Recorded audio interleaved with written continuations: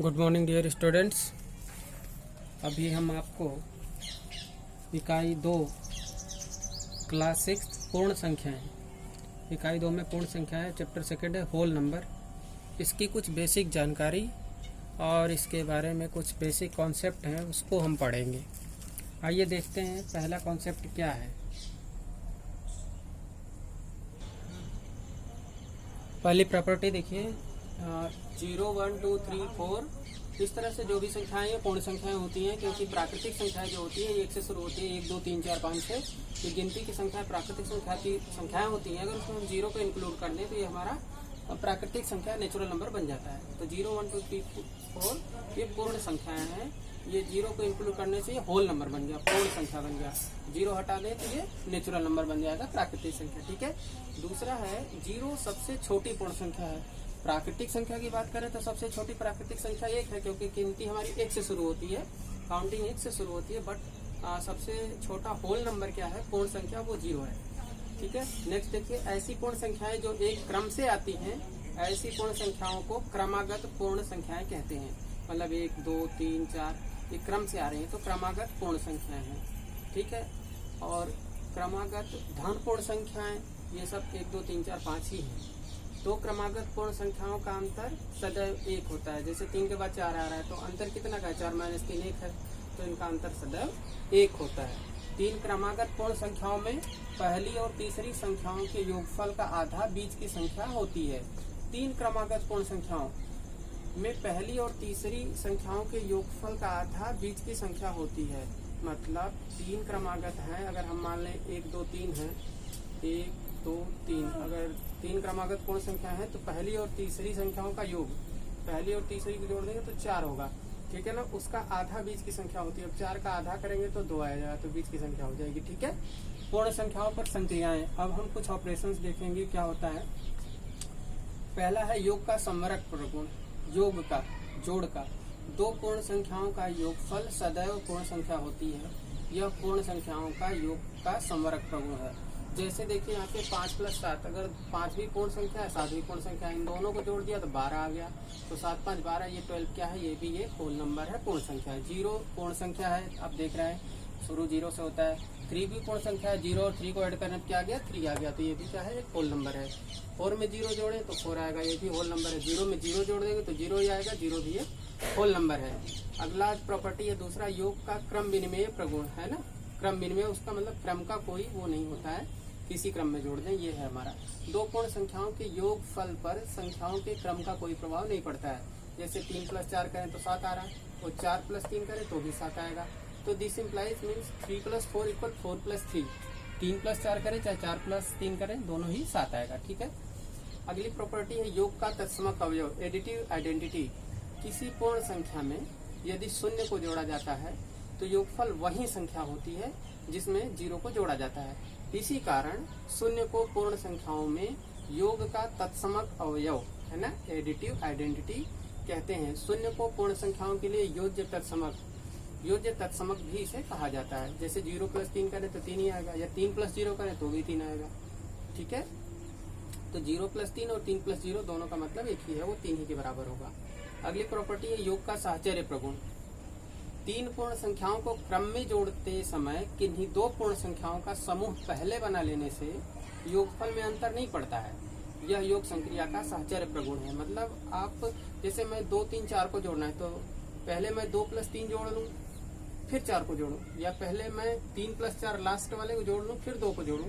तो देखिए 2 + 3 5 हुआ, 4 को रहने दिया, फिर यहाँ 2 रख दिया, 3 + 4 7 हो गया, तो 7 और 2 फिर 9 ही आएगा, 5 4 और 9 ही आएगा। तो इस तरह से हमने देखा कि ये योग का साहचर्य प्रगुण इस तरह से काम करता है। आगे अगला पॉइंट देखिए, पूर्ण संख्याओं पर घटाने का संवरक प्रगुण। घटाने की संक्रिया पूर्ण संख्याओं के लिए संवरक नहीं होती है, क्योंकि यदि पूर्ण संख्याओं के युग्म में छोटी संख्या से बड़ी संख्या घटाई जाए तो पूर्ण संख्या नहीं मिलती। जैसे 8 - 5 = 3, ये पूर्ण संख्या आ गई 3।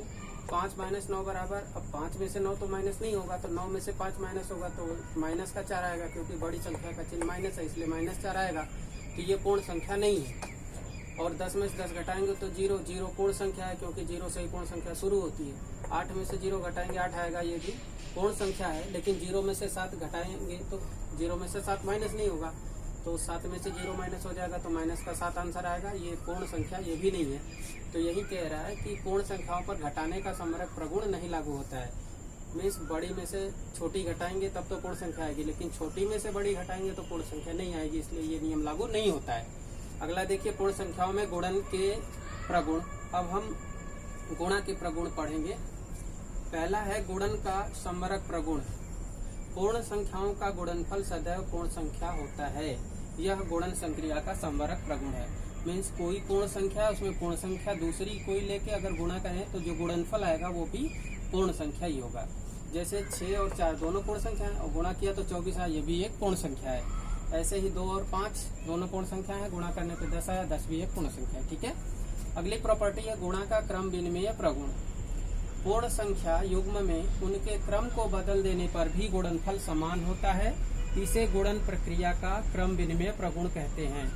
मतलब कि अगर गुणा करने वाली जो संख्याएं हैं उनके क्रम को बदल दिया जाए तो कोई फर्क नहीं पड़ता है। जैसे 5 गुणा 3 बराबर 15 और 3 गुणा 5 बराबर 15, तो 3 गुणा 5 कहें या 5 गुणा 3 कहें, दोनों का मतलब 15 ही है। ठीक है, कोई फर्क नहीं पड़ता है, 3 गुणा 5 हो या 5 गुणा 3। राइट। तीसरा देखिए, तीसरी प्रॉपर्टी है किसी पूर्ण संख्या या शून्य का गुणनफल सदैव शून्य होता है। कोई पूर्ण संख्या हो या शून्य का गुणनफल सदैव शून्य होता है। जैसे 0 में 0 का गुणा 0 ही आएगा, 0 में 2 का गुणा 0 ही आएगा, 3 में 0 का गुणा 0 ही आएगा। ठीक है ना। कोई संख्या हो या शून्य हो, उसमें अगर शून्य से मल्टीप्लाई कर रहे हैं तो रिजल्ट हमारा 0 ही आएगा। अगली प्रॉपर्टी 4th है गुणन का तत्समक अवयव। किसी पूर्ण संख्या और एक का गुणनफल वही संख्या आती है, अतः एक को गुणन का तत्समक अवयव कहते हैं। मतलब कोई संख्या अगर उसमें 1 से गुणा करते हैं तो वही संख्या आएगी। ठीक है, उसे गुणन का तत्समक अवयव कहते हैं। ठीक है। जैसे 1 गुणा 1 होना चाहिए यहाँ पे, या 2 कर लीजिए, 1 गुणा 2 या 2 गुणा 1, तो ये हमारा 2 ही आएगा। ठीक है। और 1 गुणा 2 या 2 गुणा 1 ये हो गया। यहाँ 3 भी आप कर सकते हैं, 3 कर लीजिए तो 3 into 1 और 3 into 1 तो यहाँ 3 ही आएगा। 1 into 2 2 into 1 तो 2 ही आएगा। 1 में 1 का 1 ही आएगा, 5 में 1 का 5 ही आएगा। मीन्स जिस संख्या में उसका गुणा किया जाए तो वही संख्या आएगी जिसमें गुणा किया गया है। ये हमारे कुछ प्रॉपर्टी हैं, अभी गुणा की प्रॉपर्टी है। अभी कुछ और प्रॉपर्टी है जिसको हम अभी आगे चर्चा करेंगे अगली वीडियो में, और कुछ भाग की भी प्रॉपर्टी हैं उनको भी हम देखेंगे। फिर इस चैप्टर को एक्सरसाइज जो होगी उसको हम शुरू करेंगे। इतना आप देखिए, समझिए, और इसमें कोई पॉइंट नहीं समझ में आता है तो कमेंट बॉक्स में जा करके अवश्य कमेंट करके पूछिए। Thanks for watching. वीडियो को लाइक करें, सब्सक्राइब करें और लोगों के साथ शेयर करें। Once again thank you very much.